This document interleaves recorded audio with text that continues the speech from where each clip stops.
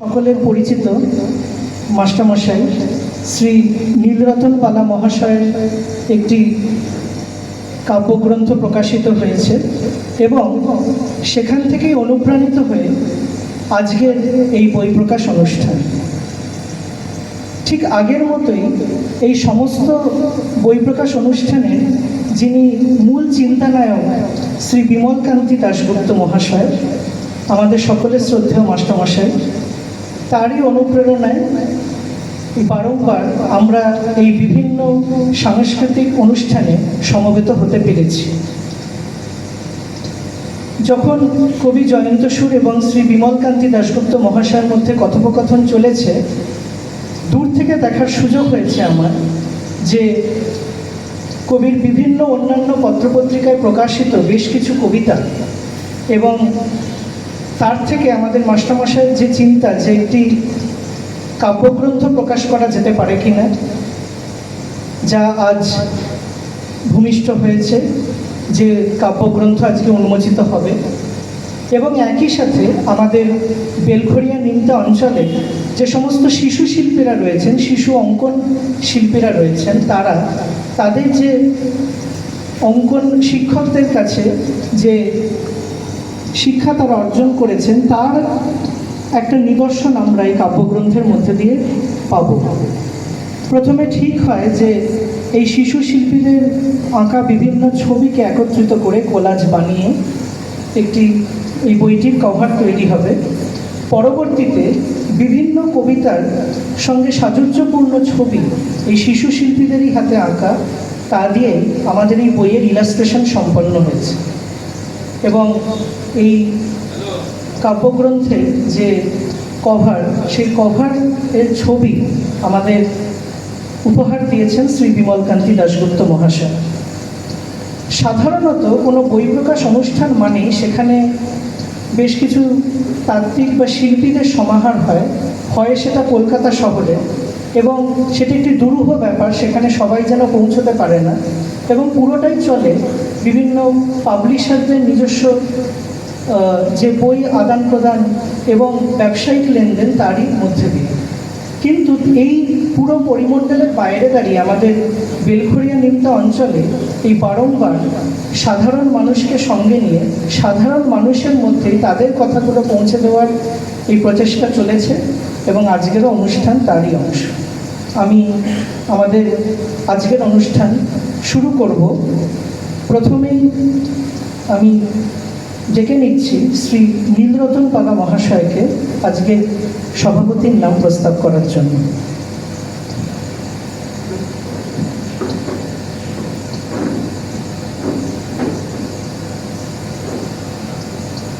আমি শ্রীমতী মিতালি সুরকেও ডেকে নিচ্ছি মঞ্চে।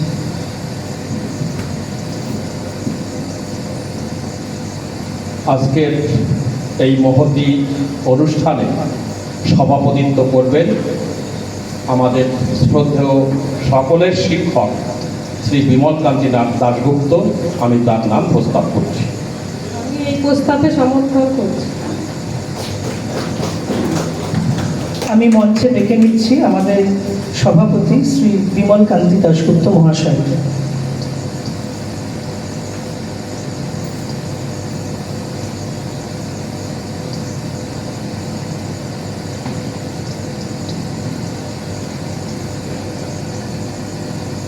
আমাদের সভাপতিকে বরণ করে নিতে ডেকে নিচ্ছি শ্রীমতী রিমি নাগকে।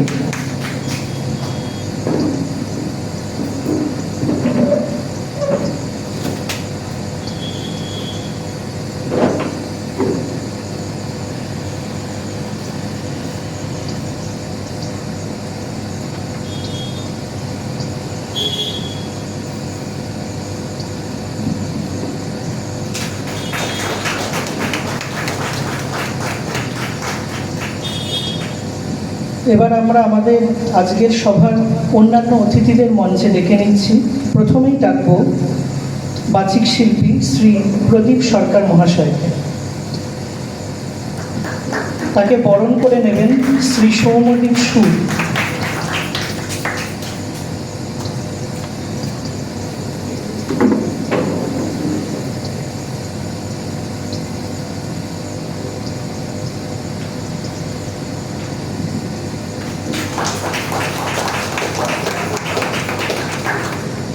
এবার ডেকে নেব হরদয়াল নাগ উচ্চ মাধ্যমিক বিদ্যালয়ের প্রধান শিক্ষক শ্রী সৌমেন পাল মহাশয়কে। তাকে বরণ করার জন্য ডেকে নিচ্ছি শ্রী রাজদীপ শুল্কে।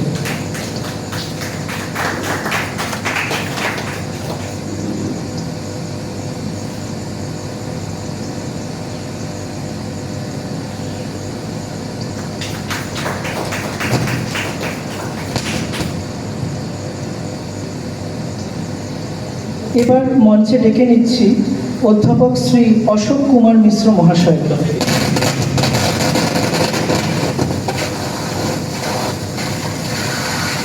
আজকের অনুষ্ঠানে তিনি আসতে পারেননি। এবার ডেকে নিচ্ছি অধ্যাপিকা শ্রীমতী চম্পা দাশগুপ্ত মহাশয়।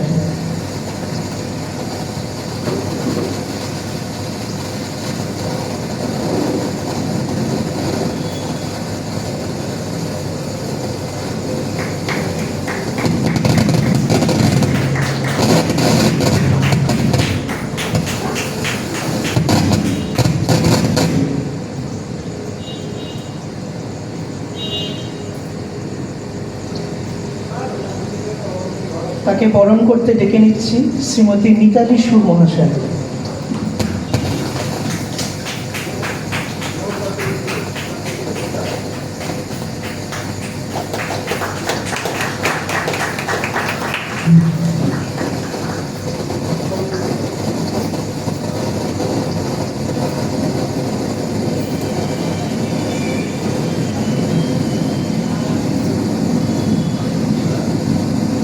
এবার ডেকে নিচ্ছি শ্রীমতী সুদীপা বর্মন রায়কে। আচ্ছা, তিনিও আজকের অনুষ্ঠানে আসতে পারেননি।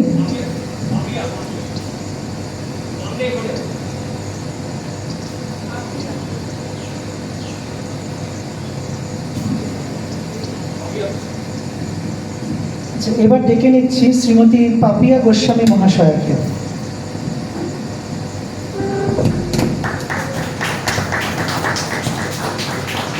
তাকে বরণ করতে ডেকে নিচ্ছি শ্রী জয়ন্ত সুর মহাশয়।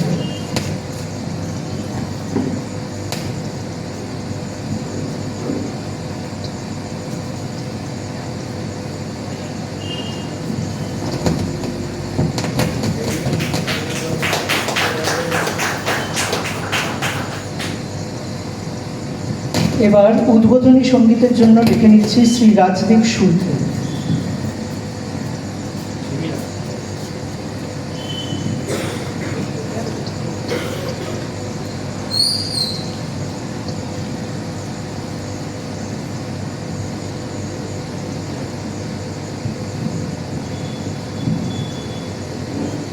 হ্যালো, আমি এটা রবীন্দ্রসঙ্গীত পরিবেশন করছি।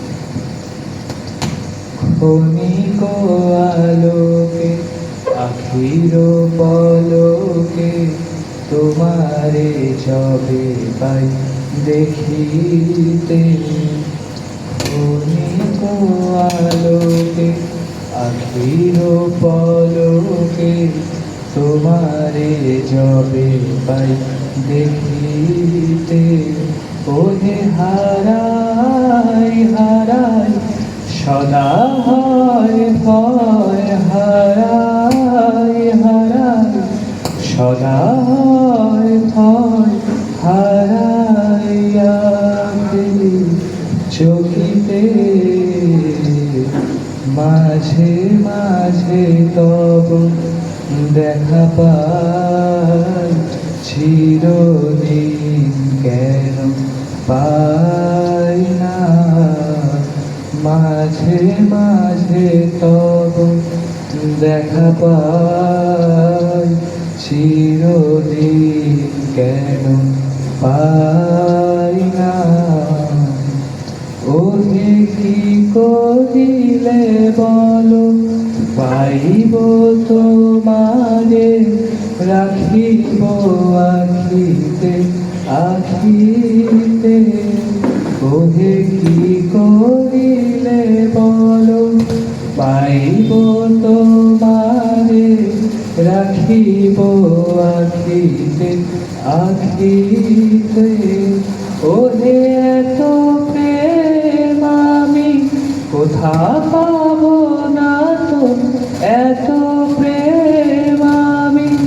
কোথা পাবো না তো তোমার হৃদয় রাখিতে,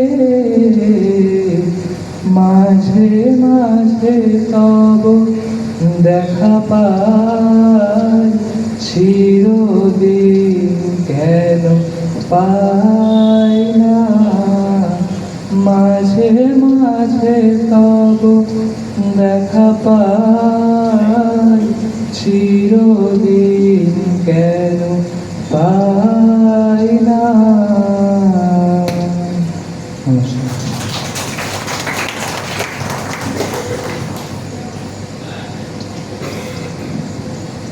আমাদের মধ্যে উপস্থিত হয়েছেন অধ্যাপক অশোক কুমার মিশ্র। তাকে বরণ করে নিতে ডেকে নিচ্ছি শ্রীমতী রিমি নাথকে।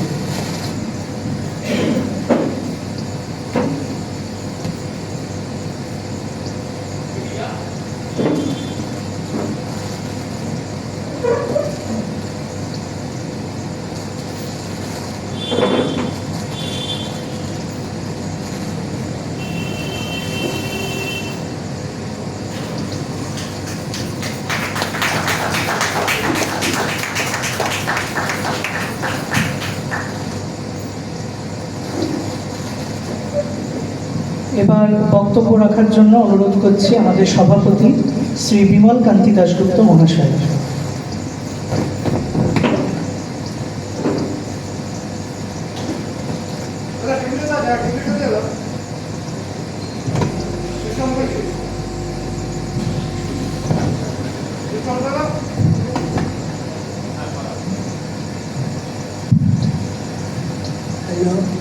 ঠিক আছে।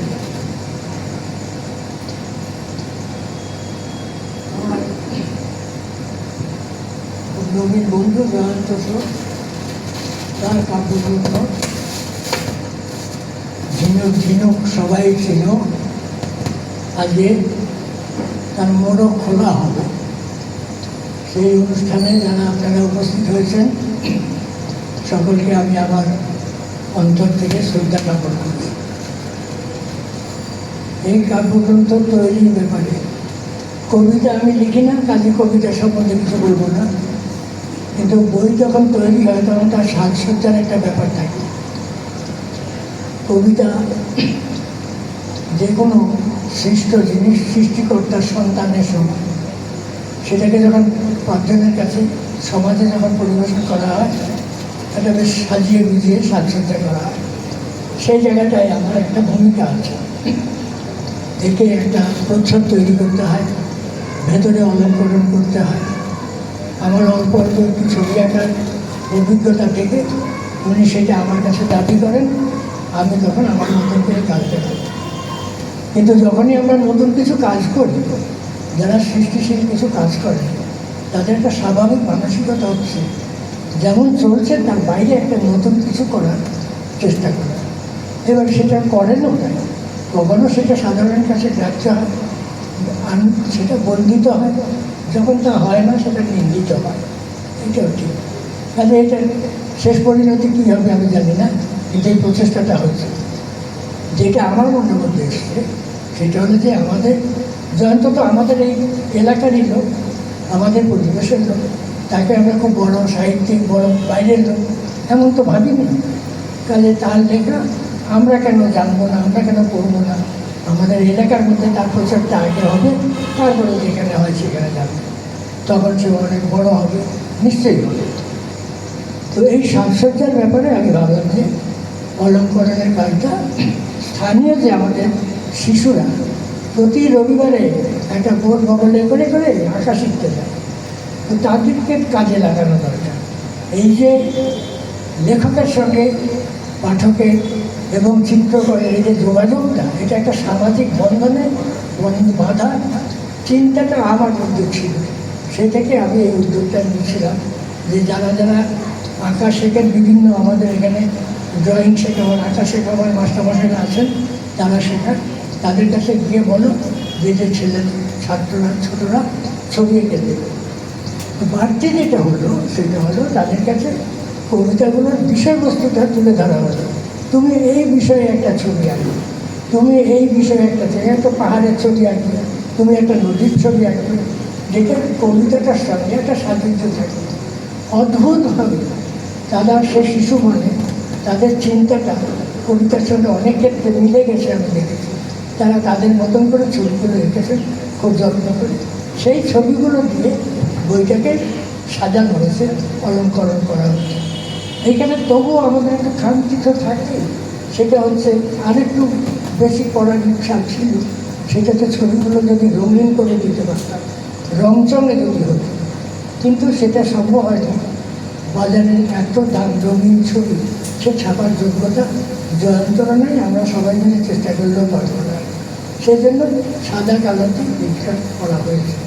কাজেই তার যে ত্রুটিগুলো সেগুলো আমরা দেখবেন, কিন্তু এই যে প্রচেষ্টাটা, সেটা এই যে চিন্তাটা, ভাবনাটা, জয়ন্তকে এই শিশু শিল্পীদের সঙ্গে যোগাযোগ করিয়ে দেওয়া, সমাজের সঙ্গে করিয়ে দেওয়া, আপনারা অভিভাবকরা যারা এসছেন তারা তাদের সঙ্গে যোগাযোগ করিয়ে দেওয়া, এই কাজটা আমি করেছি এবং আমার খুব ভালোই লেগেছে। আপনাদের আমি তো অন্তরের সঙ্গে করেছি। এটা যদি মর্যাদা পায় তাহলে সেটা সকলের জন্য ভালো হবে, যারা যারা এর মধ্যে ছিল। এরপরে একটা কথা যেটা আমার বলার দরকার, সে বলবার ইচ্ছা আছে, সেটা হচ্ছে বইটা সাধারণত আমরা জানি বইগুলো পাবলিশাররা পাবলিশ করে, পাবলিশ করে তাদের ইন্টারেস্টে তো বইটা তারা বিক্রি করে। কিন্তু কবি যখন কবিতা লেখেন তখন তিনি কিন্তু বিক্রি করার জন্য লেখেন না, তার আবেগ থেকে লেখেন। সেই আবেগটা যখন সংগঠিত করে সংযোজন করে একটা সংগঠিত অবস্থায় একটা পুস্তক আকারে দেয়, পাবলিশাররা সেটা নিয়ে পাঁচজনের কাছে দেয়, তারপরে আলোচনা সমালোচনা সব নিয়ে। সেই জায়গাটায় এইখানে ওই পর্যন্ত তো সকলে পৌঁছাতে পারে না। প্রত্যেকেই কবিতা লেখেন অল্প বিস্তর, যারা যারা লেখার অভ্যাস আছে, কিন্তু একটা দুটো লেখেন চলে যায়, কিন্তু পাবলিশার অব্দি যাওয়ার যোগ্যতা কারণ হয় না। সেই জন্যে আমার একটা এই ভাবনাটা ছিল যে আপনাদের যারা আসবেন তাদের কাছে আমি এই আবেদনটা রাখবো যে আমরা যারা এঁকেছে তারা তো একটা করে বই পাবে, আমি নিজে এঁকেছি আমি একটা বই পাবো, কিন্তু আমার যে কেদানিটা তো আমার বন্ধু বান্ধবদের দেখাতে হবে, সে পাবলিশার কোথায় পাবো? সেজন্য আমি নিজেই কিছু বই দেবো, তাদের দেখো আমি এই কীর্তিটা করেছি, তোমাদের ভালো লাগবে না, সেটা দায়টা আমার আছে। সেই জন্যে এখানে আমাদের ব্যবস্থা করতে পেরেছি থেকে যে বইগুলো বিক্রি করারও একটা ব্যবস্থা থাকে। আপনারা যারা বই পাবেন নিজের জন্য যেটা পাবেন, যদি কাউকে দিতে ইচ্ছা করে মনে করেন তাহলে একখানা করে বইয়ে থেকে কিনে নিয়ে যাবেন। এইটুকু বলে আমি আমার বক্তব্যটা শেষ করছি। এবং এখানে বিতর্ক জনেরা এসছেন, অধ্যাপক এসছেন, মাস্টারমশাইরা আছেন, সবাই কবিতা, সমাজ, সাহিত্য এইসব নিয়ে দীর্ঘ আলোচনা করবেন, যেগুলো যোগ্যতাই আমার নাই। আমিও সেই সব খুব মন দিয়ে শুনব এবং ভবিষ্যতের জন্য আমিও সম্পৃক্ত হব এই আকাঙ্ক্ষা নিয়ে। আপনাদের ধন্যবাদ জানিয়ে আমি আমার এই অ্যাঙ্কারের কাছে আবার এসে দিচ্ছি, এরপরে প্রোগ্রামটা সেই চালাবে আর কি আমার হয়ে।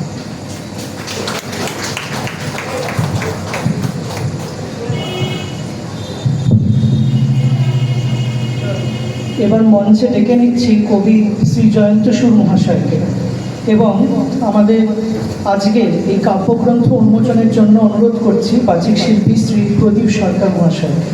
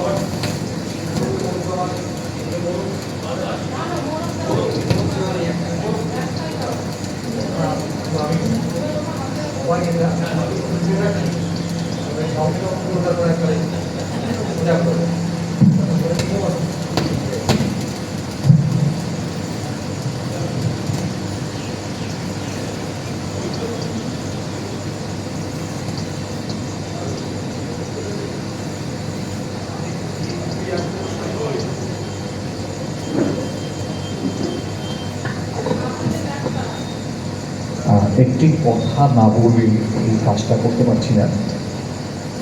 সেটা হচ্ছে আমাকে মানে এখানে বসতে দেওয়া হয়েছে একদম ঠিক মাঝখানে। এটা আমার কাছে একটু বিস্ময়, কারণ যারা মঞ্চে আছেন তারা অত্যন্ত গরিব মানুষ, সব ক্ষেত্রে খ্যাতিমান। আর আমি ওই যেটা বললেন আর কি, যে বাচিক শিল্পী, একটু একটু কবিতা টবিতা এখানে ওখানে বলি, আর মেট্রো সংগঠন, দুটো বড় কাজ করি। বঙ্গ সংস্কৃতি মেলা, উড়ান বঙ্গ সংস্কৃতি মেলা, একেবারে নিজের সঙ্গে অবশ্যই অনেক মানুষ থাকে, একা তো পাওয়া যায় না, কিন্তু আমার বাড়ি ঘর সবই হচ্ছে উড়ানের কার্যালয়, উড়ানের দিন দাম হচ্ছে আমার বাড়ি ঘর, এবং আমার রোজগারের একটা বড় অংশ ব্যয় করা হয় উড়ানের জন্য। আমরা অনেক অনুষ্ঠান করি, শুধু একটা কথা বললাম, যেহেতু 10 দিন ধরে একটা বঙ্গ সংস্কৃতি মেলা হিসাবে চলে, সেটা উড়ানের পক্ষ থেকে করি। তার সংগঠক হিসাবে মাঠে ঘাটে কাজটা করা আমার কাজ। এছাড়া পলতায় একটি পলতা বই উৎসব 4 বছর ধরে করছি, আর সেটাও সভাপতি হিসেবে ওখানে মাঠে ঘাটে কাজকর্ম করার মেঠো কর্মী আমি। আর সেই সঙ্গে একটু আগে কবিতা টবিতা বলি। একটি পত্রিকা আমি সম্পাদনা করি, সেটি আজকে মঞ্চে এখানে যারা আছেন তাদের হাতে তুলে দেব।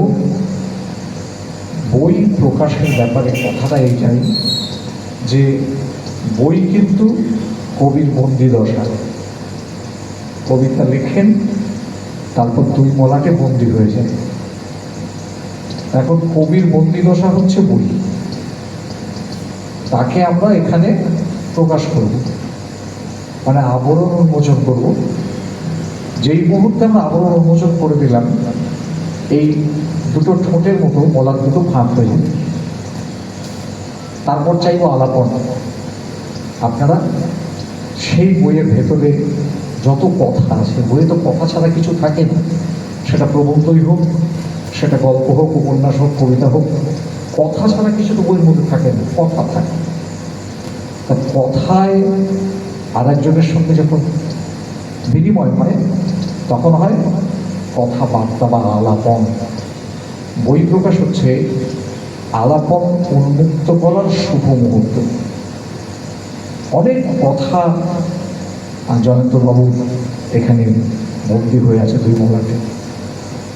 আমরা আজকে যারা মঞ্চে আছে সবাই মিলে সেটা সেই মুহূর্তটুকু উন্মোচন করব, যখন থেকে এই কথাগুলো আপনাদের কথার সাথে কথাবার্তায় মিলে আলাপন করতে হবে। এটাই হচ্ছে পত্রিকা প্রকাশ। প্রকাশ নিয়ে আজকাল অনেক কিছু হচ্ছে, মেগা ইভেন্ট হচ্ছে। আর সংযোজক ভাইটি বলছিলেন যে বড় বড় প্রকাশক, বাণিজ্যিক প্রকাশক কলকাতার মধ্যে দাঁড়িয়ে মেগা ইভেন্ট করছেন। আমি তার বিরোধী নই, কিন্তু যদি বলেন আমার ভালো লাগার জায়গাটা কোথায়, আমি মেগা ইভেন্টে যেগুলো হয় তাদের বিরোধী, তারও একটা দিক আছে। কিন্তু আমার খুব ভালো লাগে এখানকার চাইতে যদি একটা বন্ধ ঘর পেতাম, আড্ডা ঘর, একটা আড্ডা ঘরে সবাই গোল হয়ে বসতাম, সবাই আড্ডা দিতাম, কবিতার কথা বলতাম, সাহিত্যের কথা বলতাম, আলাপচারিতা হতো। সেখানে বইটা তার ওই ঠোঁট খুলত কথা বলার জন্য, এটা আমার পছন্দের খুব ভালো জায়গা। এবং জয়ন্তবাবুর সঙ্গে আমাদের সত্য কথা, আমার ওই মেলা 2টি মেলাতে উনি গেছেন, তাছাড়া উনি কবি সম্মেলন করেছে, সেখানে গেছেন। আমি এইরকম একটা বড় ক্লাব ঘর নেই, বন্ধ ক্লাব ঘর, সেখানে সবাই মিলে বসি। কোনো মানে আমি ইংরেজি প্রতিষ্ঠানটা বলি যে ফর্মালিটি, ঔপচারিকতা, কোনো ঔপচারিকতা থাকে না। আমরা সবাই বসি, কবিতা নিয়ে আড্ডা দিই, কথা বলি, আমার ভালো লাগার জানা। সেখান থেকেই জয়ন্তবাবুর সঙ্গে আমার পরিচয়, এবং আমার এই পত্রিকাতে উনি লিখেছেন। আমি 1, 2, 3 মানে 3, 2, 1 বলবো, যাতে একসঙ্গে সবাই এটাকে আপনাদের দিকে তুলে ধরতে পারে, সেটাই হবে প্রকাশ। 3, 2, 1।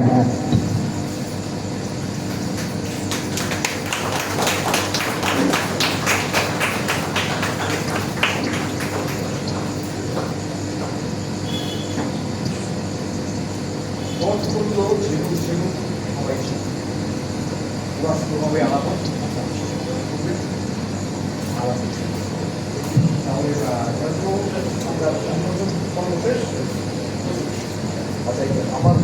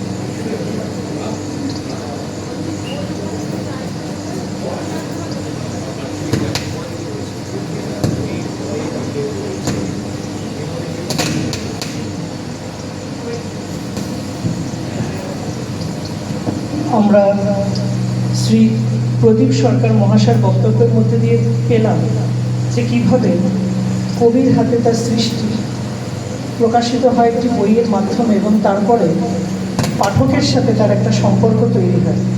পাঠক কবির বক্তব্য তার ভাব অনুধাবন করে কবি এই প্রকাশিত পুস্তিকার মধ্যে দিয়ে।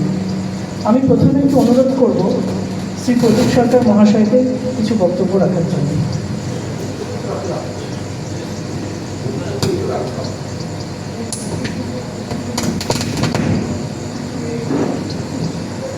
সভাপতি মশাই যেরকম বললেন, আমি একটা ছোট কবিতা আবৃত্তি করে শোনাবো, কারণ আজকাল বাচ্চাদের অনুষ্ঠান আছে। শিং ভেঙে বাছুরের তলে না মিশতে পারলেই ভালো হবে। একটা ছোট কবিতা নিশ্চয়ই বলবো, কিন্তু বক্তব্য হিসাবে দু একটা কথা বলা খুব জরুরি। মানে আমাদের সাহিত্য জগতে যারা বিচরণ করি তাদের মধ্যেও একটা ভীষণ ভুল ধারণা আছে, সেটা হচ্ছে ছড়াকার আর কবি এদের পার্থক্য করবার, বা বহু কবি ছড়ার আকারে লেখেন বলে তাদেরকে ছোট করে ছড়াকার বলে। কবি বলতে দ্বিধা বোধ করে, একটু সংকোচ বোধ করে। ছড়াকার বোধ হয় কবি নয়। আমি জানি না আপনারা আমার সঙ্গে একমত কিনা, কিন্তু বহু সাহিত্য সবাই গিয়ে বুঝতে পেরেছি একটা শ্রেণী বিভাগ। উনি কবি সাহিত্যিক, তিনি ছড়াকার। কেন ছড়াকার বলবেই না, তাদের নামিয়ে আনে ওই সাপের মাথায় ব্যাঙ নাচুনিয়ে দেখে জানা সোনামণি, এটাই বোধ হয় ছড়া। যার কন্টেন্টের থেকে কিছু খুঁজে পাওয়া যাবে না, কন্টেন্ট নেই, উদ্বায়ী কন্টেন্ট। অথবা ধরুন আজব দেশের গুজব কথায় চুলে ধরে পা, নাই দিকে রঘুর দাদু ফেবড়ে গেল মা, এইসব লিখলে এসে বলবে কি সব, কিন্তু তার নয়। অন্তমিলের কবিতা মানেই ছড়া নয়। ছড়া অবশ্যই কবিতা, কিন্তু সব কবিতা ছড়া নয়। সব ছড়াকার কবি, কিন্তু সব কবি ছড়াকার নয়। তার কারণ হচ্ছে ছড়াকারের মধ্যে একটি বিশেষ গুণ থাকতে হয়, সেটি হচ্ছে তার লেখায় যদি খেয়াল রস আশ্রিত না হয় তাহলে সে ছড়া। অন্তমিলের কবিতা ছড়া নয়, এ নিয়ে তো কোনো বিতর্ক কারো থাকার কথাই নয়। মুক্ত বেদির গঙ্গা যেখানে মুক্তি ভিতরে রঙ্গে, আমরা বাঙালি বাস করি সেই তীর্থ বরণ বঙ্গে, একে কি ছড়া বলি কি? কখনো বলেছি? কখনো বলি না। তার কারণটা কি? এগুলো তো ছড়া নয়। আমি ছেড়েই দিতে রাজি আছি সুসভ্যতার আলো, এই যে জন্মান্তর কবিতা, এ তো অন্তমিলের ছন্দযুক্ত কবিতা। সেখানে তো যদিও সব কবিতার ছন্দ আছে, সে জায়গাটা একটু অন্য জায়গা, হয়তো বেশি বলার সুযোগ নেই, বলবো না। কিন্তু যেটুকু বলতে চাই যে অন্তমিলের কবিতা মানেই ছড়া নয়। ছড়া হয়ে ওঠার জন্য সেই লেখায় খেয়াল রসের আশ্রয় চাই। আমি সুকুমার রায়ের কথা তো আজকের দিনে সারা পৃথিবী জানে। অনেকে খেয়াল রস যে একটি রস, এই যে বীর রস, রৌদ্র রস, করুণ রস, মধুর রস, বাৎসল্য রসের বাইরে খেয়াল রস যে একটি রস, এই বিষয়টির সাথে বাঙালির পরিচয় যিনি ঘটিয়েছেন তিনি সুকুমার রায়। তাকে নিয়ে তো কোনো কথা হবে না। কিন্তু ইদানিংকালে সম্প্রতি আমাদের ছেড়ে চলে গেছেন, আপনাদের এখান থেকে খুব বেশি দূরের মানুষ ছিলেন না, ভবানী প্রসাদ মজুমদার। ভবানী প্রসাদ মজুমদার ছড়াকার হিসাবে কিভাবে খেয়াল রসকে ব্যবহার করছেন, মানে চমৎকৃত হতে হয় যে ছড়া হয়ে উঠবার জন্য খেয়াল রস কিভাবে একদম জয়নগরের মোয়ার মাখামাখি হয়ে গেছে নানা উপাদানে একটা রস, সেটা হচ্ছে খেয়াল রস। ছাগলেতে কিনা খায় কি না বলে পাগল, পাগলেতে কিনা বলে কি না খায় ছাগলে, গতবার শীতকালে আমাদের ছাগলে ফুল ভেবে ভুল করে এক কলা উল্টে কপ করে দিয়ে তেলে পরে ফেটে। এরপর বলে রাখি ঘটল কি সাচ্চা, এবছর মাঘ মাসে হলো তার বাচ্চা। বাচ্চার রূপ থেকে হাসি প্রাণ ভরে রে গায়ে তার সোয়েটার বোনা সেই উলের এর খেয়াল রস। এই খেয়াল রসকে আশ্রয় না করতে পারলে অন্তমিলের কবিতা বা পদ্য হতে পারে, পাঁচালি হতে পারে, ছড়া হয় না। তো এই কথাগুলো বলতে হলো এই জন্য যে আমার সঙ্গে জয়ন্তবাবুর পরিচয় এই ছড়া নিয়ে, এবং তিনি ছড়া লেখায় স্বচ্ছন্দ।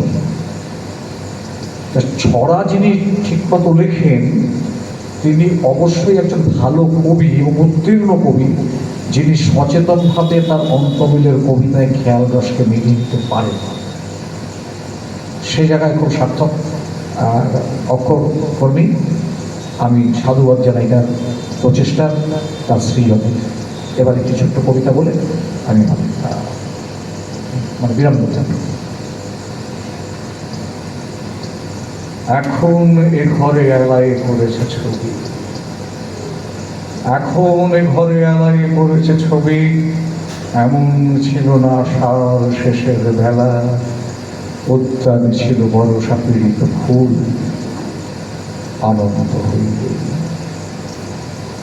এখন এ গোঠে আসে না রাখাল ছেলে, কাঁদে না মোহন মাসিতে বটের মূল, এখানে বড় সাকোদারে মেঘের ফাঁকে বিদ্যুৎ রেখা টানে। সে কি জানিত না এমন দুঃসময় লাভ দিয়ে ধরে মোরগের লাল ঝুঁকে, সে কি জানিত না হৃদয়ের অপচয় কৃপণের বামমুঠি, সে কি জানিত না যত বড় রাজধানী তত বিখ্যাত নয় হৃদয়পুর, সে কি জানিত না তারে আমি যত জানি আলোক সমুদ্র।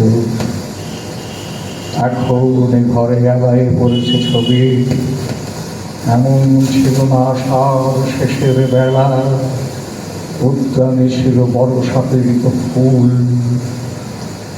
আনন্দ হইল, আনন্দ হইল। সত্যি চট্টোপাধ্যায় লেখা থেকে। নমস্কার।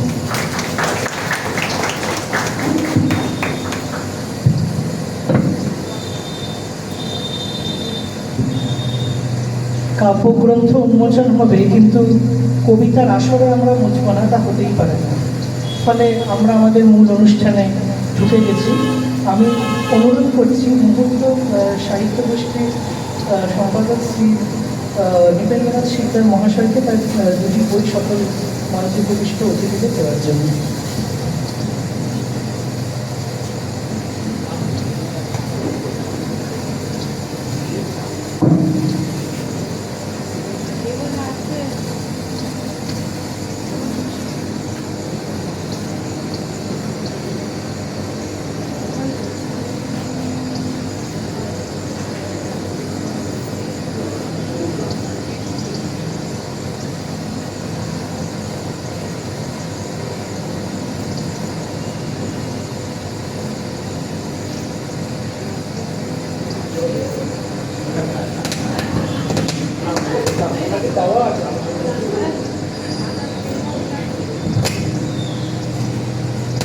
এবার বক্তব্য রাখার জন্য অনুরোধ করছি হরদয়ালনাথ উচ্চ মাধ্যমিক বিদ্যালয়ের প্রধান শিক্ষক শ্রী সৌমেন পাল মহাশয়।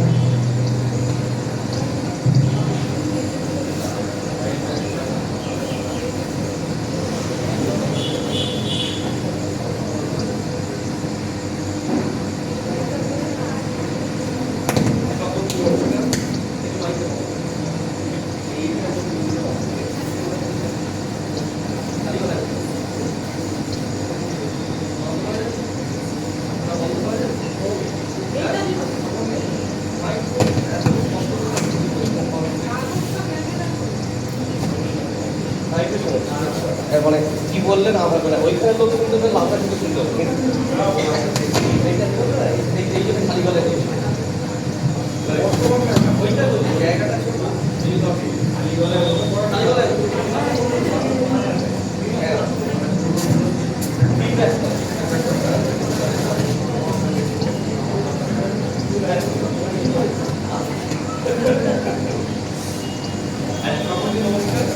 মঞ্চে যারা মঞ্চ তরুণ যেগুলি পাশে যারা আছে পাশে যারা সকলে আজকে একটা বিষয় যখন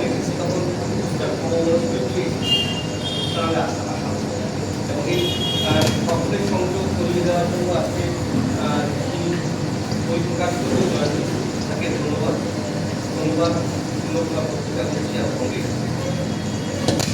প্রথমে বলি জয়ন্তবাবুর সঙ্গে আমার আলাপ আমার যে আসার কথা আমি খুবই দুঃখী অর্থ করছে ওনার আমার বিদ্যালয়ে এবং 1.5 বছর তিনি আমার কমিটির সদস্য ছিলেন ফলে মনে হয়েছে যে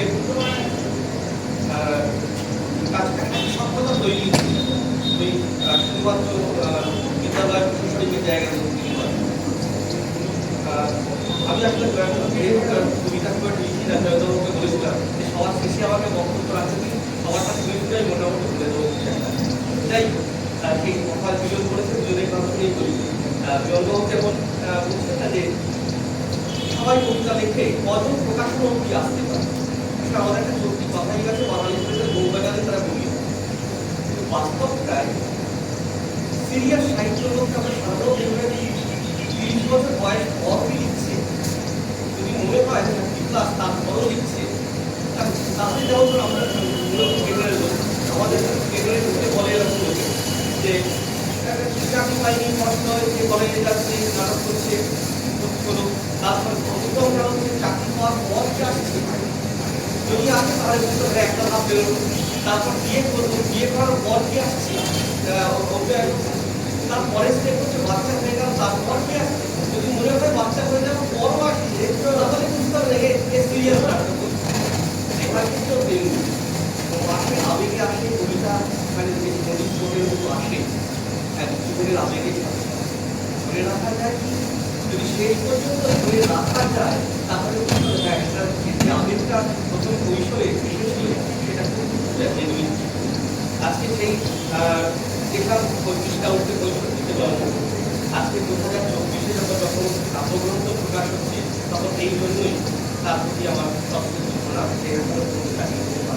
এবং এমন একটি শিল্প বিখ্যাত হবে এমন নয় কারণ ওই বিখ্যাত হওয়া বা প্রসিদ্ধ হওয়া এই জায়গাটা একেবারে টোটাল লাকি তাদের জন্য বাকি আমরা যারা আছি তারা সবাই ওই পরম্পরাটাকে এগিয়ে নিয়ে চলে পারে এবং আমাদের ভূমিকা কম নয় আমরা বলবো আমরা এগিয়ে নিয়ে যাই বলে আমাদের মধ্যে থেকে কয়েকজন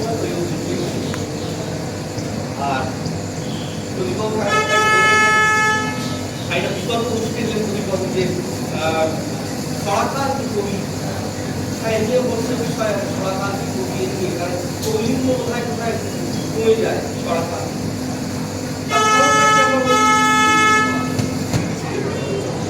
কবিতা আমার অনেক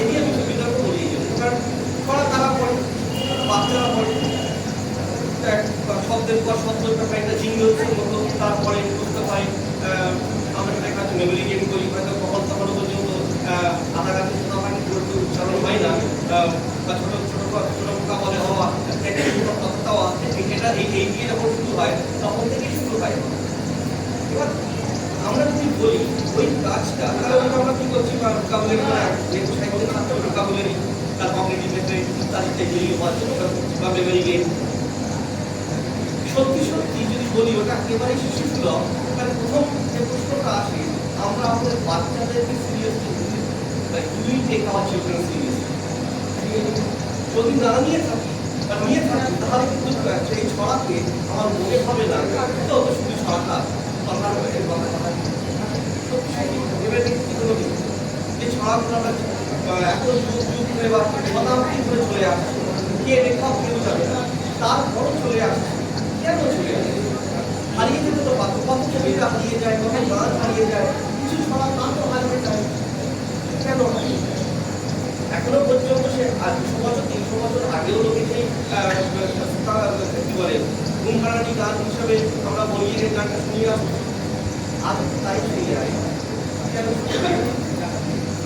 আমি যে একটা ওই ছড়া নিয়ে সিরিয়াসলি আমাদের মধ্যে স্কুল কলেজে পড়ানো হয় এটা হচ্ছে সবচেয়ে বড় সমস্যা অর্থাৎ প্রকাশ হলো পড়াশুনো হলো বর্গি এলো দেশে একটা প্রেক্ষিত আছে ঐতিহাসিক প্রেক্ষিত আলিবর্তী সময় যখন বর্গিরা আসতো তখন লুপ্ত করে নিয়ে ফেলে যেত সেই প্রসঙ্গটায় আছে একটা ইতিহাস শিখতে পারবে আমরা যদি বলি আমরা ওই টিভি পাঁচ সময় ফেলে থাকি টিকি চাল টিকি চামে কাটা মজুমদার হয়ে এলো রামদার কামড়ের আড়ি করিটা আমরা তো জিজ্ঞেস করবো শব্দের পর শব্দ শব্দের পর শব্দ কেন মজুমদার এত টাইটেল থাকবে মজুমদার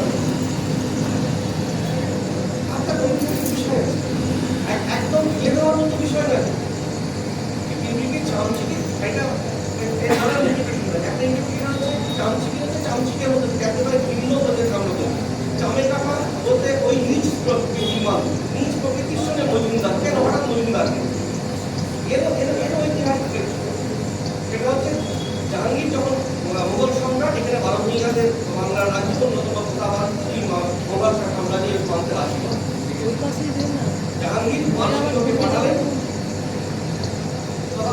তাকে সাহায্য করার জন্য ঠিক এই সময় অর্থাৎ জুলাই জলঙ্গিতে প্রচন্ড বাদ অর্থাৎ নদীতে ঝড় বৃষ্টিতে মানসিংহ বজ্রা একেবারে নষ্ট হবে যখন তার পরাজয় সুনিশ্চিত তখন তিন মজুমদার অর্থাৎ লক্ষ্মীকান্ত মজুমদার জয়ানন্দ মজুমদার এবং ভবানন্দ মজুমদার এই তিন মজুমদার একটা যাত্রা বৃত্তি করে তাদেরকে মানসিকভাবে রক্ষা করে সেই ক্ষেত্রে ওই চামে কাটা মজুমদার দেহ দামোদর কেন দামোদর বলতে সেই সরব বেঙ্গলের মতো যখনই দুঃখ ওই বন্যা ইত্যাদি আসে দামোদরের স্থিতিটাই আসে এবার মজুমদাররা তো নিয়ে এলেন মানসিংহকে রেওয়াজ যারা রান্না করছেন তাদের কি আদর পছন্দ হচ্ছে না হচ্ছে ছড়ার পরের দিকটা এই তাদের কথা বলা এবং ছড়া শেষ হচ্ছে এক শেয়ারের মাথা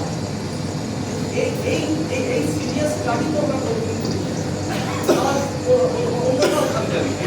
আরো অনেক আছে আগডুম বাথরুম ঘোড়াডুম শাড়ি সবটাই একই আছে ঘোড়াডুম ডোম আগডুম বাথরুম ঘোড়াডুম শাড়ি ওই ভল্লভূমের যে বাগদি রাজা তার সেরা দুটো পাঠ একটা হচ্ছে বাগদি আর একটা ডোম এই কবিতার ছড়াটা যদি পড়া হয় ছড়াটার যে লয় এই ছড়ার লয় হচ্ছে যুদ্ধের লয় এই আগে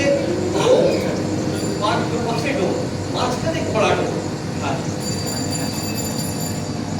ওর নিতম ঝাঁঝর বাজে এই যে ঝাঁঝর করতে যায় এর অন্য বিষয় আছে বিয়ে করতে যেত সেই সময় চুপ করে বিদ্যুৎ দলের মেয়েকে বিজয়ী ছেলেদের বিয়ে করতো এই একটা প্রেক্ষিক আছে মানে এমনি ছড়া হয়নি এমনি এত বছর বাড়ছে আমরা আরেকটি ছড়া আমরা ননসেন্স ওয়ার্ড করে আমি কুমারের থেকে বুঝছি না কুমারের অনেক বড় জায়গা কারণ ওটা আর্ট একটা সম্পূর্ণ বিষয় যেগুলো ছড়াটার নাম জানি ওই যে আমরা বলি না আইকন বাইকন তাড়াতাড়ি যদি আইকন তো না আই কাম তাড়াতাড়ি যৌথ মাস্টার শ্বশুর বাড়ি আর আমরা তো বলি রেলগাড়ি সমাজম পা পিছলে আলোচনা রেলগাড়িটা পরে এসছে আমার ধারণা আসলে রেল কাম সমাজম সেখানে পরের লাইনটা পা পিছলে আলোচনা এই জায়গাটা যখন হিন্দিতে যাচ্ছি আমরা এখন ওই কথাটা শুদ্ধ বাংলা তো বলতে পারি ওটা পিওর বাংলা ওই যখন ওই পিওর বাংলা বিষয়টা আসছে পড়ার মধ্যে ওই আইকাম এই মধ্যে থাকতে থাকতে ওইভাবে আসছে মানে এটা শুধু বাংলা গোটা পৃথিবীর যত ছড়া সাহিত্য আছে সব জায়গার মধ্যে ছড়ার মধ্যে একটা নেপথ্য ইতিহাস আমরা যদি ইংরেজি দিকে আমরা ছোটবেলা থেকে অনেক সেই পড়তে থাকি যে বাড়িতে তাদের শোনা আলো জীবের বাড়ি আসতে নাই আমরা যে ছোট ছোটগুলো পড়লাম আমচি ডাউচি আমচি ডাউচি মূলত তার প্রেক্ষিত রিচার্ড থ্রি অর্থাৎ তৃতীয় রিচার্ড তার একটি কার্টুন ছিল রিচার্ডের যখন পরাজয় হয় এই পরাজয়ের কথাটা ওখানে লেখা যেমন যেখানে ওই লাইনটা আছে all the kings plan and all the kings forces could not যেন ব্রিং টুগেদার কম্পিউটার টুগেদার দেখে এটা একটা কোথায় আছে এরকম অন্য যে কোনো কবিতা তার একটা আরেকটা কথা বলতে মনে পড়ে গেল ওই রিঙ্গা রোজ আমরা খেলার জন্য সব ওই রোয়াল চোখ খেলি আদৌ রিঙ্গা রোজ তার নয় তো রিঙ্গা কেউ বলে রিং অ্যারাউন্ড দ্য রোজ এরকম আছে আমরা ছোটবেলায় স্কুলে পড়াতো ring a roses pocket full of roses আর টিস্যু প্লিজ ফল ডাউন ওটা প্লেগ নিয়ে প্লেগের রোজেস হচ্ছে রোজে দাগ হতো লাল দাগ হতো ওই লাল গোল লাল দাগ হতো পকেট ফুল অফ পয়সেস যে হার্ব এগুলো দরকার ছিল এটাকে যে জার্মসটা ঘুরে বেড়াচ্ছে সেটাকে আটকানো হচ্ছে আর টিস্যু হচ্ছে নাক ছাড়ার ক্ষেত্রে টিস্যু পেপারটা আর টিস্যু এটা all fall down all fall down এই যে প্রত্যেকটা ক্ষেত্রে একটা গল্প আছে এগুলো তো আমরা কোনোদিন ভাবিনি বলেই মনে ছড়া তারা বোঝায় কবিতা। আমি সেই সময় একটা জায়গায় সৌভাগ্যের মধ্যে হয়েছিল, যেহেতু বইটা ওটার মধ্যে দেখলাম বেশ ইলাস্ট্রেশন আছে, এই ইলাস্ট্রেশন শিল্পটাও তো প্রায় চলে যাচ্ছে। কিছুদিন আগে একটা ডকুমেন্টারিতে কাজ করেছি, ডকুমেন্টারি আমার নয়, ওইটা কাজ বলতে শুধুমাত্র সাবটাইটেল লেখা। ডকুমেন্টারিটা হচ্ছে শুভ দাসগুপ্ত, যারা পুরো তারা জানেন একটা সময় আনন্দময় বা বিশালয় বা প্রিয় সংখ্যায় বাসনীয় দামের উপর পাশে যে ছবি আঁকা সেটা খুব চিন্তাকর্ষক ছিল। এটা একটা বড় আর্ট হিসেবে সেই সময় পরিগণিত হতো, হঠাৎ করে যেন সব হারিয়ে গেল। ডিজিটাল প্রিন্ট জবে থেকে এলো, এই ইলাস্ট্রেশনটি হারিয়ে গেল। এই সুবোধ দাসগুপ্ত মানে সুরলতা দাসগুপ্ত যিনি বাবা, তার উপরে কাজ করার সুযোগ না হওয়ায় ওই সময়কার যে বইগুলো এসছে সেটা খুব অদ্ভুত রকমের। একজন চিত্রকর সেই গল্পটা পড়ছে, পড়ার পর তার পাশে যে মোটিভগুলো এঁকে দিচ্ছে সেটা অদ্ভুতভাবে মিশে যাচ্ছে গল্পের সঙ্গে। এটা কম শিল্পী ওই বললাম, ঠিক যেমন তিনি বললেন যে সরকার কি আদৌ কবি, তেমনি যিনি ইলাস্ট্রেটার তিনি কি আদৌ শিল্পী, এই অন্তর্পাত জায়গাটা আজকে আমার এই বই বেশি ভালো লাগে। এই জন্য বেশি বা বিমলবাবু এই বইটার মধ্যে এই দুটো সংস্কৃতিকে একসঙ্গে মেলাতে পারলেন বলে সকলকে ধন্যবাদ। এই বই আমাদের হাতে জয়ন্ত অনন্তভাবে জয়ী করে এই মানুষ সবাইকে এই কামনা করে যেটা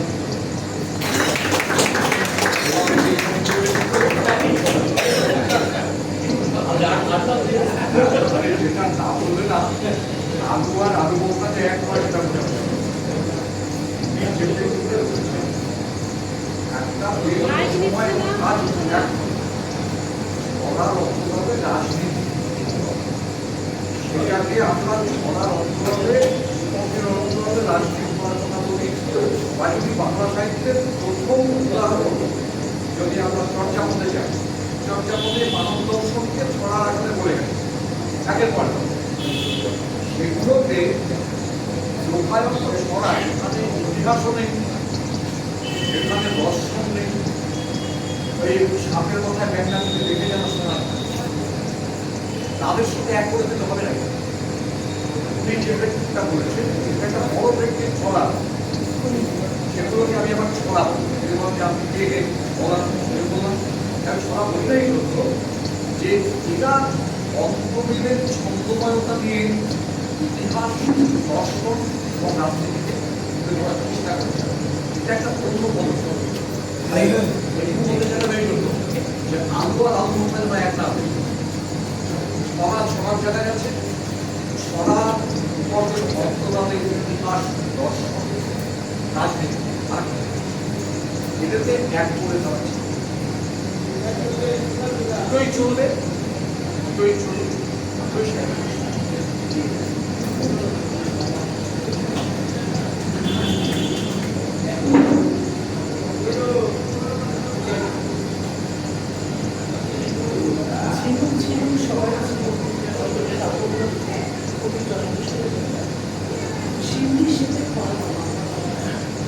আমরা যখন শিক্ষা করে আদর করে ছুঁয়ে শিউলি তখন শীর্ষালো ছুঁই মনে টট্টরিয়ে উঠল গাছে নামায় মাটির ভার, মহাজনের হিসাব খাতায় বসছে হিসাবটা, খেজুর পাতায় খেজুর তলায় এক চিন্তের পর, বুকের মাঝে আওয়াজ তোলে সুখ দুঃখের ঝড়।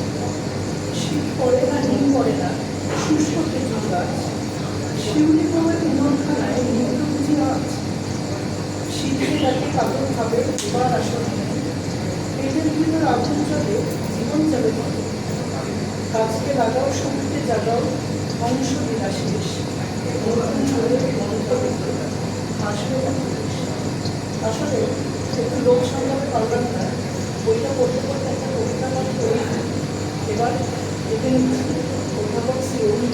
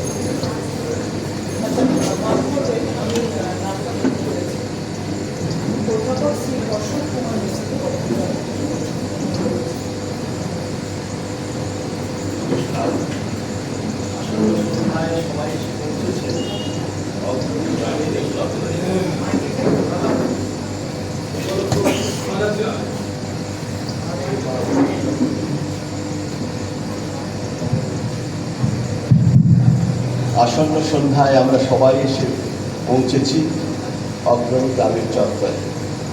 উপলক্ষ কি? এখানকার এক বিশিষ্ট মানুষ, যিনি ইতিমধ্যেই বহু জনের ইন্টারভিউ নিয়ে বেশ সাড়া ফেলে দিয়েছেন সেই জয়ন্ত সুরের আমন্ত্রণে। তার চিনুক চিনুক সবাই চিনুক কাব্যের প্রকাশ উপলক্ষে। কাব্যের প্রকাশ উপলক্ষে আমরা উপস্থিত হয়েছি। সাধারণভাবে যেটা হয় যে কিছু সংখ্যক মানুষ থাকেন, আবার উন্মোচন হয়ে যায়, দু চারটে কবিতা পড়া হয় এবং তারপর চলে যাওয়া হয়। কিন্তু কবিতাগুলোকে যেভাবে এই বইয়ের মধ্যে সাজানো হয়েছে, বিমলবাবুর কাছে যেভাবে শুনেছি তার প্রস্তুতি পর্ব, ভূমিকা অংশে যেভাবে লেখা হয়েছে ২৬ জন শিশু তারা কীভাবে কবিতাগুলোর অন্তরাত্মাকে তুলে আনার চেষ্টা করেছে রং তুলিতে, সেই প্রসঙ্গগুলো আমাকে কিন্তু ভীষণভাবে নাড়া দিয়েছে এবং মনে করিয়ে দিয়েছে রবীন্দ্রনাথের ছবি ও গান বুঝি এইভাবেই লেখা হয়েছে। একটা করে ছবি এঁকেছে, ভেতরকার সেই অন্তরের কথাকে টেনে বের করেছে। কতখানি দুটোর মধ্যে সামঞ্জস্য হয়েছে প্রসঙ্গ দেখে পরে বোঝা যাবে, কিন্তু তবু তো তারা চেষ্টা করেছে।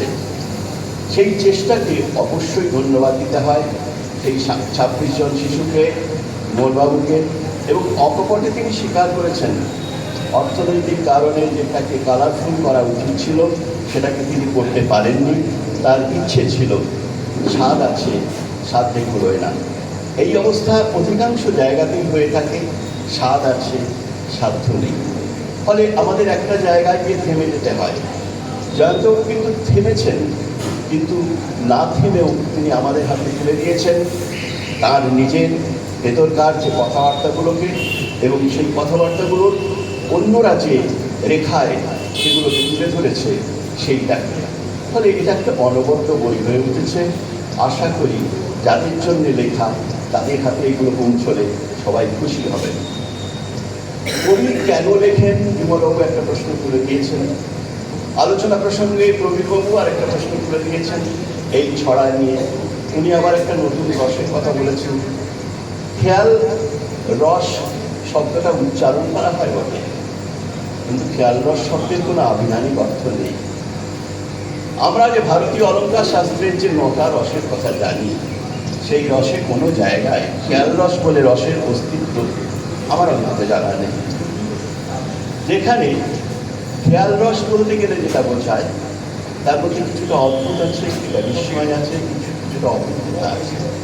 আসলে অপরূপতা থেকে যেমন রূপকথা এসেছে, অপরূপ কথা থেকে রূপকথা এসেছে, সেই রকম এই যে ব্যাপারটা খামখেয়ালি সভা, খেয়ালি সভা ইত্যাদি দুটো বিষয়টা চলে এসেছে। খেয়াল মতো দেয়াল যে গড়ে তোলার ব্যাপারগুলো আসে, সেই প্রসঙ্গ কিন্তু আলাদা। রবীন্দ্রনাথ তার ছেলেগুলানো ছড়া লেখার মধ্যে অনায়াসে সেই বিষয়গুলোকে অত্যন্ত সাধারণভাবে কয়েকটা শব্দে তুলে ধরেছে। বলছেন ছড়া আর কবিতার মধ্যে পার্থক্যটা কোথায়? যে ছড়ার মধ্যে সেই যে জগৎটা রয়েছে যেখানে সে চাঁদ দেওয়ালে মাথা ঠুকে তখনও ফিরে আসে, অর্থাৎ সেখানে জল খাবার জন্য হেথায় তো জল নাই, ত্রিপুরের ঘাটে জল খেতে গেল, কিন্তু সেখানে কি জল খাওয়া ভুলে গেল? সেখানে ত্রিপুরের ঘাটে দুটো মাছ এসেছে, একটি নিল গুরু ঠাকুর, একটি নিল পেয়ে। ফলে ভাবনাগুলোর সঙ্গে সঙ্গে ছড়িয়ে গেল। এই যে ছড়িয়ে যাওয়া ভাবনা, এই ছড়িয়ে যাওয়ার ভাবনার থেকেই তারা অনায়াসে রূপকথার জগতে পৌঁছে যেতে পারে। তারপর এসে গেছে ছড়ায় ঐতিহাসিক প্রসঙ্গ। আমাদের হেডমাস্টার মশাই অত্যন্ত সুন্দরভাবে বিষয়গুলো বিশ্লেষণ করেছেন। এখন লোকসাহিত্যের আলোচনায় ছড়ায় এই বিষয়গুলো নিয়ে ভীষণভাবে আলোচনা চলছে, এবং কিছুদিন আগেই সম্ভবত এই মজুমদার রহস্য সমাধান করার জন্য একজন গবেষক চেষ্টা চালিয়েছেন। কিন্তু মূল যে জায়গাটা সেটা হচ্ছে যে ছড়া আর অন্তবীরের যে কবিতা, দুটোর মধ্যে কিন্তু এক নেই। মিলনান্তক কবিতা চিরকালই লেখা হয়ে এসেছে। মহাভারতের কথা অমৃত সমান কাশিরাম দাস গায়ে শুনে পুণ্যবান, একে কিন্তু কেউ কোনো কালে ছড়া বলেনি, কারণ সেগুলো আমাদের অন্য জায়গায় রয়েছে। কিন্তু তার মধ্যে বিষয়ের গভীরতা রয়েছে। একটা প্রসঙ্গ যখন শুরু হলো সেটা চলতে লাগলো, একটা প্রসঙ্গ কিছুই আর একটা প্রসঙ্গ, সেখান থেকে আর একটা প্রসঙ্গে সে চলে গেল, ফলে তার বিস্তার ঘটল। কিন্তু প্রত্যেকটার সঙ্গে প্রত্যেকটার লিঙ্ক রইল, একটার সঙ্গে আরেকটা যোগ রইল, যে যোগের অভাবটা ঘটে যায় ছড়ায়। ছোট ছোট টুকরো টুকরো অনেকগুলো জিনিসকে পাশাপাশি ফেলে দিলাম, যে একটা কোলাজ তৈরি করে ফেললাম, কোলাজটা হয়ে উঠলো ছড়া, ফলে সেটা হলো অপূর্ণ। ফলে এই যে প্রসঙ্গগুলো এসেছে, সেই প্রসঙ্গগুলো প্রত্যেকটাই আলোচনার ক্ষেত্রে থাকা উচিত এবং থাকা যুক্তিযুক্ত হয়েছে, স্বাস্থ্যকর হয়েছে। ফলে প্রসঙ্গগুলো একটা জায়গা থেকে আরেকটা জায়গায় আমাদের অনায়াসে নিয়ে চলে গিয়েছে। এই যে কবিতার জগতে আমরা কবিতা লিখি কেন, এই প্রসঙ্গটাও এসেছে। খুব সুন্দরভাবে হেডমাস্টারমশাই বলেছেন যে যতক্ষণ পর্যন্ত তারা কবিতালি বাজায় ততক্ষণ পর্যন্ত একটা কবিতা লেখার ইচ্ছে হয়। সেটা চিরকালই আমরা বলে এসেছি যে কবিতা লেখে হঠাৎ করে আবেগ আসে। আসলে ওই যে কথাটা আবেগ, অনুপ্রেরণা, সেই জায়গা থেকে কবিতা লেখার শুরু। তাকে যে ধরে রাখতে পারে সেই শেষ পর্যন্ত কবি হিসেবে প্রতিষ্ঠা পায় এবং প্রতিষ্ঠিত হয়। এবং উনি যথাযথভাবে তুলে ধরেছেন জয়ন্তবাবু, এই দীর্ঘদিন বাদে তিনি সেই কবিতা লিখছেন এবং 50 উত্তীর্ণ হয়ে যখন কবিতা লিখছেন তখন তার মধ্যে কবিতার ভাব আগেও যেমন ছিল এখনও সেটা সচেতন রয়েছে। আমরা প্রসঙ্গত মনে করতে পারি মহিলাল মজুমদার যখন কবিতার জগতে আসেন তিনিও প্রায় 40 ছুঁই 18 নয়, এটা মনে রাখা দরকার। তার আগে পর্যন্ত তিনি যা কিছু লিখেছেন তিনি লিখেছেন গদ্য সাহিত্য। তারপরে যখন তিনি প্রতিষ্ঠিত হয়ে গিয়েছেন কবিতার জগতে এসেছেন এবং তিনি অন্য অসাধারণ কিছু কবিতা লিখে গিয়েছেন। ফলে এই যে বাংলা সাহিত্যের দিকে যদি আমরা লক্ষ্য করি এবং সেক্ষেত্রে আমরা এই যে লিখে যাই, রবীন্দ্রনাথ বলে গেছেন যাহা কিছু লিখে সেরা নাহি হয় সবই, তা নিয়ে লজ্জা না করুক কোনো কবি, প্রকৃতির কাছে কত হয় ভুলচুক, কিন্তু হেও যা শ্রেয়ের কোঠায় ফেলে তারেও রক্ষা করিবার বুঝে ফেলে, কালের সভায় কেমনে দেখাবে মুখ। এই যে জায়গাটা, এইটা কিন্তু আমাদের মনে রাখা দরকার আছে। আমরা যখন প্রকাশ করি তখন কিসের জন্য প্রকাশ করি? অন্যের হৃদয়কে যেন আমার লেখা ছোঁয়। সাহিত্যের মধ্যে রয়েছে সহিতত্ব, আমার মনের কথা আপনার মনে পৌঁছে দেওয়ার জন্য সাহিত্য। আমি আড়ালে বসে লিখেছি কি কথা, আমার মনে সেই সময় যে কথাগুলো এসে কিলবিল করছিল, যে কথাগুলো দানা বাঁধছিল, সেই কথাটা আপনার মনেও যায় কি? মাটি খুঁড়ে কোপানো হয়ে রয়েছে, একটু জল ফেলে দিলাম, জলটা দেখা গেল আস্তে আস্তে পাশের মাটিকে ভেজাচ্ছে, ভেজাতে ভেজাতে সেটা সরে যাচ্ছে, সঞ্চার করছে, সঞ্চারিত হচ্ছে এক জায়গা থেকে আরেক জায়গায়। ভাবের সঞ্চার যেখানে ঘটে সেখানেই কবিতার সার্থকতা। আমরা দেখলাম যে সঞ্চালক মশাই কবিতার এই বিষয়টা পরিচালনা করতে করতে হঠাৎ করে কবিতার উল্টাতে একটা কবিতাই পড়ে ফেললেন। এখানেই সঞ্চার, অর্থাৎ যেখানে ভাবটা অন্যের মনকে ছুঁতে পারছে সেইখানেই তার সঞ্চারের সার্থকতা নেই। ফলে এই যে জায়গাটা, এটা কিন্তু আমাদের ভীষণভাবে নাড়া দেয়। আর একটা প্রসঙ্গ আর বেশিক্ষণ বলবো না, কারণ গরমে সকলেই অস্থির হয়ে উঠেছেন। এই বইটা অন্যের হাতে গিয়ে পৌঁছক, সেটা আমি চাইব। আর একটা কথা, সেটা এখনকার একদম টাটকা কথা, একজন মাস্টারমশাই হিসেবে আমাদের অত্যন্ত বেদনার কথা, যারা চলে গেল আমাদের কাছ থেকে, সামান্য একটা দাবি দাওয়া নিয়ে যারা চলে গেল, তাদের জন্য বড় বেদনার কথা। সেই বেদনার কথা আজকে যখন শুনলাম যে অকারণ যে ব্যবস্থা নিতে গিয়ে শতাধিক এরকম ধরনের আমাদের যারা অতি আপনজন যারা চলে গেল, তাদের জন্য একটা কবিতা লিখেছিলাম। সেই কবিতা পড়ে আমি আমার বক্তব্য শেষ করি।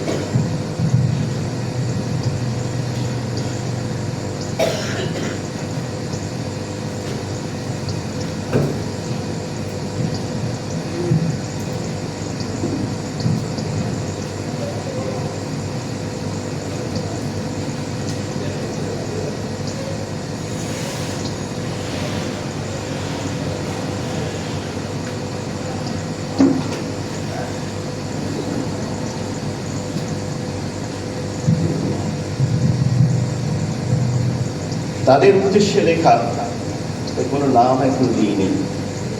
বুকে রক্ত জমায়েকে এখানে ওখানে শুয়ে কারা, 10, 20, 50, 100 ছেয়ে যাচ্ছে শরীরে, সংখ্যাটা লাফিয়ে বাড়ছে, শরীরের সঙ্গে সঙ্গে দূরত্ব কমছে, ঘেঁষাঘেঁষি, গাদাগাদি, এত রক্ত কেন?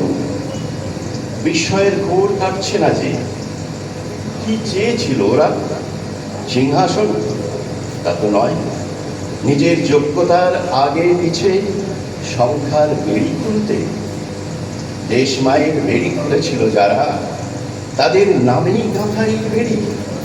50 বছর আগে লড়েছিল যারা সুবিধাভোগীর বেড়ি কাটতে, তাদের উত্তর পুরুষদের নামে তৈরি বেড়ি। এই চেয়েছিল তারা, জীবন দেবার বেলা কয়েক পুরুষ ধরে সুবিধার ডিভিডেন্ড। হয়তো কাঁদছেন তারা, যারা প্রকৃতই লড়েছিলেন। তাদের চোখের জল মোছাবে।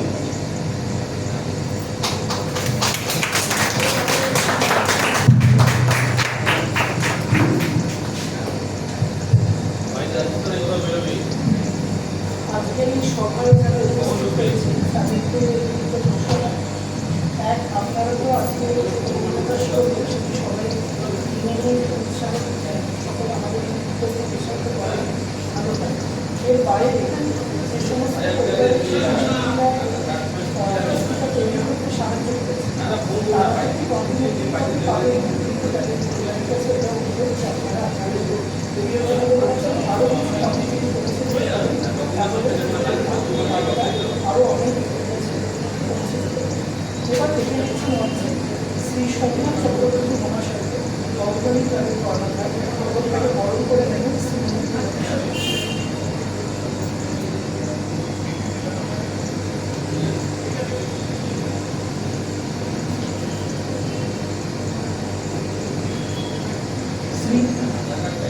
শ্রী সোমনাথ চক্রবর্তী মহাশয়।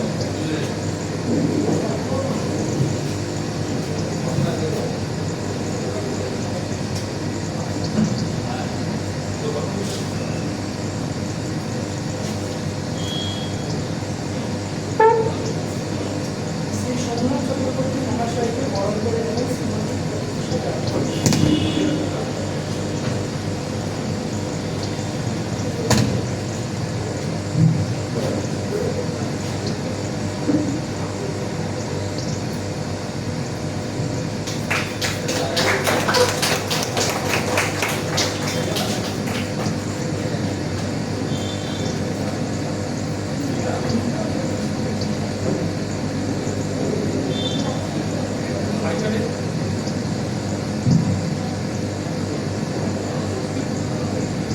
বন্ধুগণ,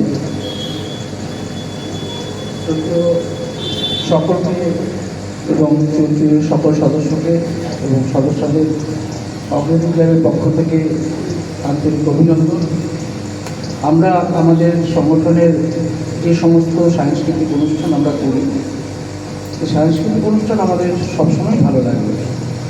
তাতে আপনাদের উপস্থিতি এই বৃষ্টির মধ্যেও যে এত সুন্দর অনুষ্ঠান, তা আমাদের খুব সুন্দরভাবে নাড়া দিয়েছে। তাই আমরা চাইব চৌচুয়ের আরও উন্নতি হবে, আরও অগ্রগতি হবে এবং দিনে দিনে আরও তারা সাংস্কৃতিক অনুষ্ঠানের প্রসার বাড়িয়ে যাবে। আর কিছু বলবো না। অগ্রণী ক্লাবের তরফ থেকে আপনাদের সকলকে আন্তরিকভাবে অভিনন্দন জানাচ্ছি। নমস্কার।